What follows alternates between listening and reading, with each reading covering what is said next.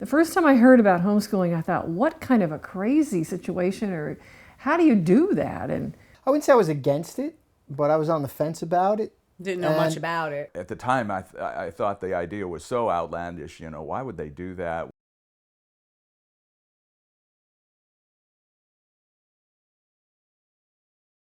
But it started when, with Jonathan's birth. He was born very, very prematurely. And we were given instructions when we took him home from the hospital to get him through the winter without catching a cold or the flu because it would kill him. Throughout the entire winter, it was just cabin fever. And it continued that way until he was about 3 years old. So what do you do when you're sitting at home all alone, just three of you for, years on end? We did a lot of reading, a lot of talking, taught him how to play chess when he was 2 or 3 years old, hung a ball in the garage and gave him a baseball bat to swing at it. so we were unofficially homeschooling. We moved here to Irvine when he was 3. And the reason for that was to get him into the Irvine School District, because we had heard that it was just the best school district to be at. So we got him enrolled in a really good kindergarten program. He was the smallest in the class, but that didn't seem to stop him. His teachers really thought it was not a good fit for him. Kindergarten kind of bored me to a certain extent. Because I was getting bored, I was causing problems for the rest of the class because I was being disruptive. They said that he's not really mature enough to understand our expectations. So teachers contacted my parents and said either 1, stop teaching him, or 2, pull him out and start him again next fall. But my main complaint to them was, well, he will be bored when he comes back in September, and you're trying to go through the alphabet and the sounds and that sort of thing, and he's already reading. And they said, stop teaching him. And I said, I can't stop teaching him. I'm a librarian, so. They pulled me out and didn't throw me in next fall. We really didn't know if we were doing the right thing. And about that time, we discovered lots of people around us that were also homeschooling. When the kids were still in school, Marissa was involved in dance, Alan was involved in sports, he played baseball.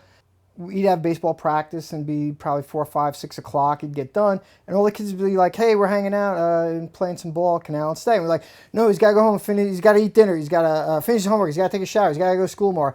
And these were all the kids that were homeschooled, and we were like, that's better, we like that. We basically started thinking about it a lot more seriously when I was in 6th grade, when I was in a wheelchair.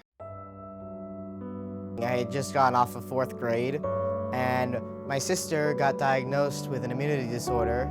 It just progressively got worse, and then we were just left with half the time she couldn't make it into school. It was really hard to get to classes and all that early in the mornings. And then I'd end up having to go home early after that. And I missed about, 40 classes at least. So they'd send work home for her, and it was really becoming a task. And it got to the point where Marissa sometimes couldn't write because it affected her joints and stuff. So I would write. So basically I was homeschooling her, but they were giving me the work. I remember it was 2nd grade. That was my first year homeschooling. So the early years, he would be at school all day, and then he would come home kind of cranky and tired from being at school all day, and he had this pile of homework. It was like I got his leftover time when he was tired, and then I had to make him do his homework that he didn't want to do. He'd been to school all day. I just, it wasn't and I knew it was only going to get worse when he was in the upper levels. He was going to get more homework. Well, I guess the one thing that I decided when we started out, it's like, well, what's the worst that can happen if we fail at homeschooling? We can put our kids back in the public school. I mean, I didn't see it as a great deal of risk. We ended up homeschooling all through high school, though. Each year we became more and more confirmed. It wasn't a huge change for me. And I still had several neighborhood friends that I would still go knock on their door, play sports with and things like that. And I still was able to play baseball, go to church. I made friends there. I mean, being 5, you don't completely know what's going on, but at the same time I was like, oh, cool. I can stay home and actually just do work here and get things done faster than anybody else in my class. I was pretty open to the idea. It was kind of different and really weird not having to be somewhere really early in the morning. To be honest, I was either way with it. I was kind of nervous with this at first. I'm like, homeschooling, I don't know. I'm used to doing this and seeing my friends every day, but I was okay with it. We were able to go at Jonathan's pace so that if he got some concept in math very easily, there was no need to stick with it just because a timeline said that we should.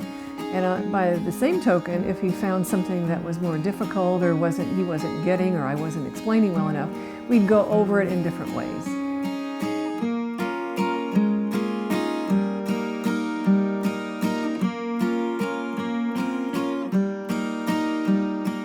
There's a lot more latitude for tuning it to the kid and what's better for the child. Where in a class of 20, 30 kids, it's a shotgun effect. It's just, here's the work, and then you have to try to keep this kid up to speed with the other kid who feels like he's not getting challenged enough maybe. We were able to take more of our time with it instead of rushing through it, like how normal school is. It's like bam, bam, bam through every unit. I was always doing my sister's work, actually. When I was in middle school, I was actually doing some high school biology, taking algebra ahead of time. I just think it allows you to have more freedom to explore, do different things, test the waters on what you wanted to do with your life. Very good structure. If you can smile. Whoa. But where are you going? Okay, come on. That was cool. Good action shot. Very good action. Are you almost done? Yeah, I'm on the second last one. So he couldn't wait. I'm slower with modern history. She's still doing World War I. Actually, the stage in No, between. I just finished. But they offset each You're doing other. the bit in between. Where she struggles more in math, it comes easier to him. Where I'm he a struggles writer. more in writing, it comes easier to her. Daniel spoke of this something like 500 years before it happened. There are people that believe Daniel was written after history had been already fulfilled. They said there's no way that this could have been, because he saw so much stuff that came to pass amazingly, but we know that when you have tuned into God, that's very easily possible. So, okay, verse 5. Okay. We did provide them with group activities and classroom experience. And we supplemented everything. We would go to movies or we'd watch documentaries. We'd read other books that supported everything. Sometimes took college classes, sometimes did, while I was in high school, took college classes while I was in high school. Sometimes homeschool co-op groups and things like that. So different ways to get those credits, to get that experience. I'm an English instructor at Ventura College. I've been there for 16 years. It's interesting, almost every year, or probably every year, especially when I taught the higher level classes exclusively, I would think maybe 3 or 4 per class, and the classes were about 27. The first thing I would say is that so many of the stereotypes of the homeschooling students, to me at least, they weren't true. I think the hardest part of homeschooling, honestly, was like the stigma surrounding it and the assumptions that people had about me. Like going in and I told them, hey, I'm homeschooled, and all of a sudden they make all these assumptions, either completely socially inept or geek or somebody who just wants to isolate themselves from the world. I've only had a couple of instances where that stereotype or that idea of the sheltered homeschooler came to life. The young lady who was clearly conservative Christian homeschooling based, which many of my students are. We were reading a fantasy book in our 1B class, and she came to me at the end of class and she said, I can't read this. She said that there's too much sort of pagan or magic and things like that.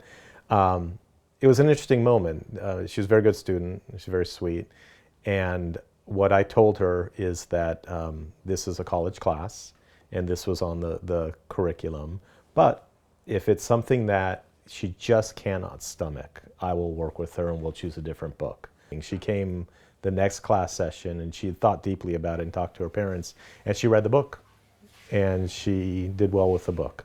Anyway, I thought that was a nice exchange, because that's the other stereotype, which is that these kids are so sheltered and so protected in terms of their religious beliefs that they're not willing to rub against the outside world. At least the students I had, it was not a problem. It was never something that sort of affected the way they dealt with class. Most of the kids who came in were very well adjusted. They generally don't sit at home all day in a little bubble. But I mean, I know the big question here all the time is like, oh, their social skills. You know what? Oh, well, You go to me, you go to school, they learn bad social skills. And when you're kind of outside of that environment, you're able to meet more kinds of people, and you can hang out and gravitate like more with people who share the same interests and stuff as you. I've met some people who were homeschooled for a little bit, but then they were like, oh, I don't have any social life. I want to have a social life or whatever. And you really kind of do have a social life if you just get out and do things.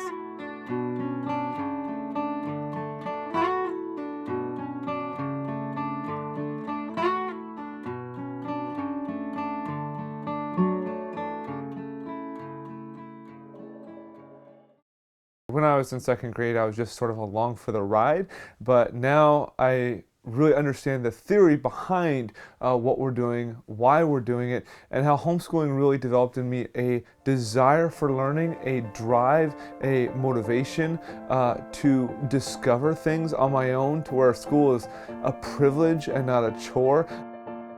I'm a teacher. I teach over at Desert Christian High School. I teach U.S. history, world history, and a couple other things as well.